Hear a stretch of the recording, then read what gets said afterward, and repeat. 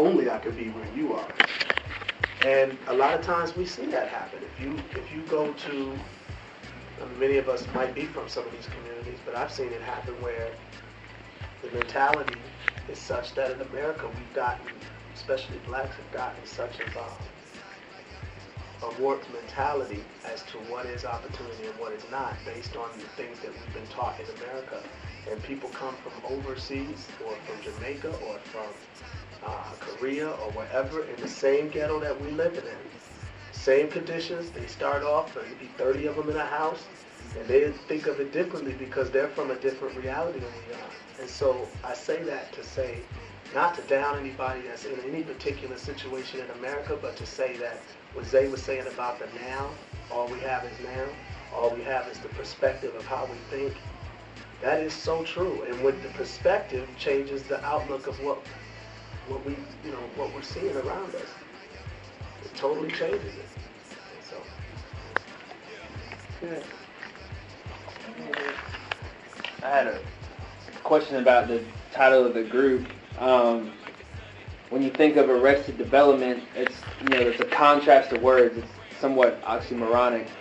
When I think of Arrested, I don't think of y'all's music. I think of me being in confinement, no hope, bleak situation. Then you have the word development on the other side of that, which means growth, prosperity, inner maturation. So I was just wondering how that title came to embody such a diverse group.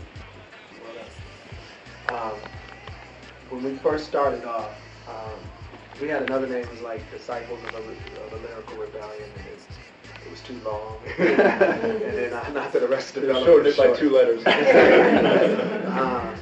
Honestly, we saw like the situation. I'm from Milwaukee originally, and if anybody knows about Milwaukee, it's cold. We're cold. Milwaukee is a lot different than Atlanta. When I came to Atlanta was like a utopia to some extent. Milwaukee is way more polarized. I mean, it is white and black there. It's not a lot more in between. And the blacks there generally are poorer. The whites generally are richer. That's sort of the reality of where I was from. At the time that the group started, I saw the situation of black people in a state of arrested development. And we used it as a name in order to focus on what we're striving to eradicate. And that was really the point for why we used the name, what we're trying to eradicate. So, when I got to Atlanta, it sort of changed everything. Because Atlanta is like, you can't go anywhere in any area and you don't see black people. It's amazingly different here. We everywhere. Yeah, no doubt about it. So, it's amazing. It's totally different. But yeah, that was what the name started off as. I have a question for Zay. He talked about being one who brings a lot of information to the table and sometimes being viewed as a conspiracy theorist.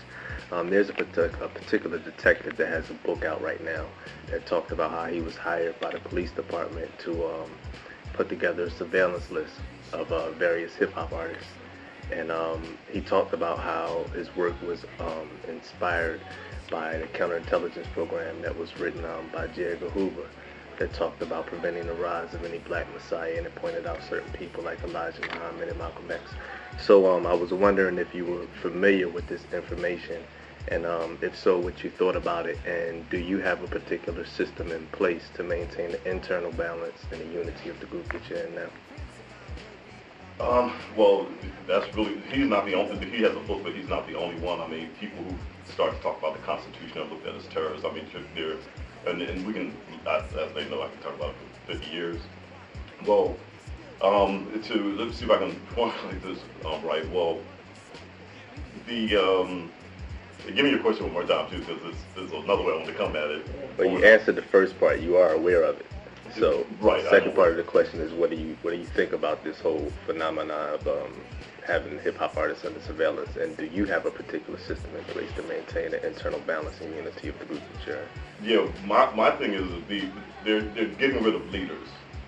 You know, that's what they want to do, and my thing is that we all become leaders.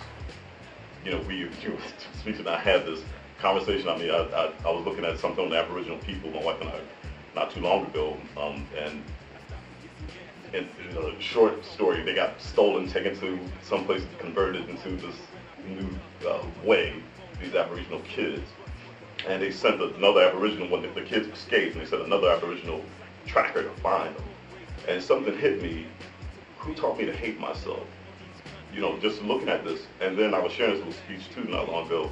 Then it came to me, Malcolm's dead, Martin Luther King is dead. Are we just bodies roving around with no head? Because they kill your leaders and then we don't know what to do. Then blacks are displaced, but not just blacks, anyone. It just depends on who is being targeted.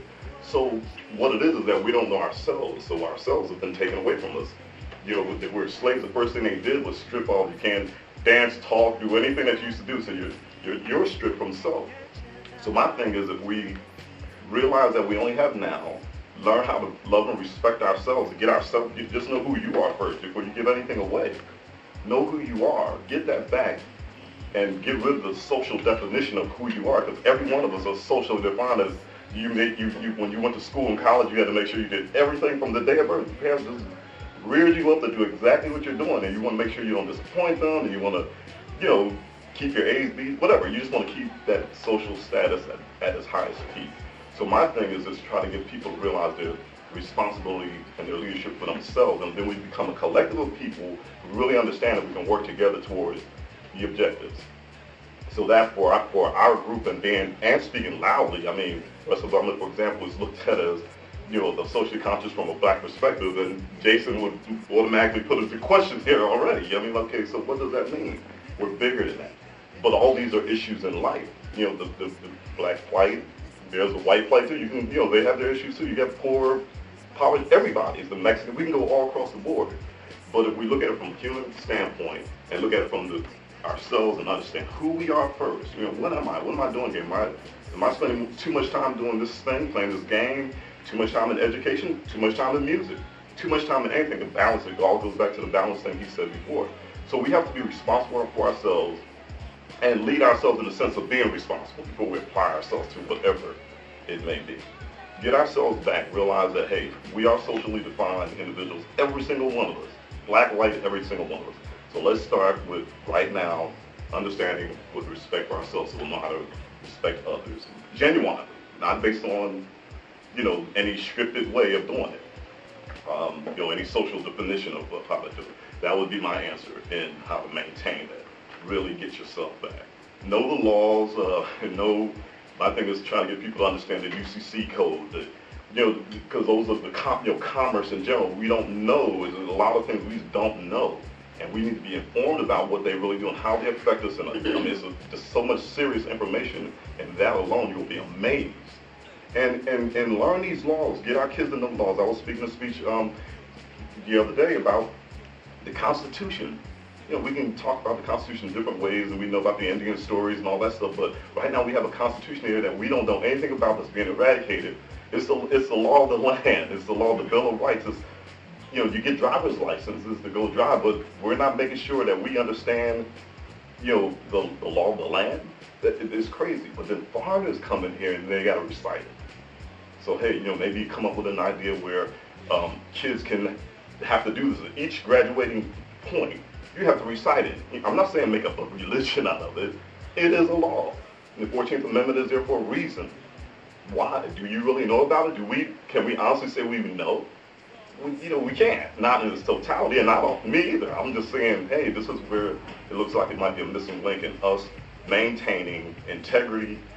We can make change because we understand it, so it can be obviously amended and eradicated in different areas. We know we can do that if we have understanding of it in the first place. But we don't do that. So let's start with ourselves. Start with the law of the land. Where are we? We're in Georgia, but what's the laws here? For real.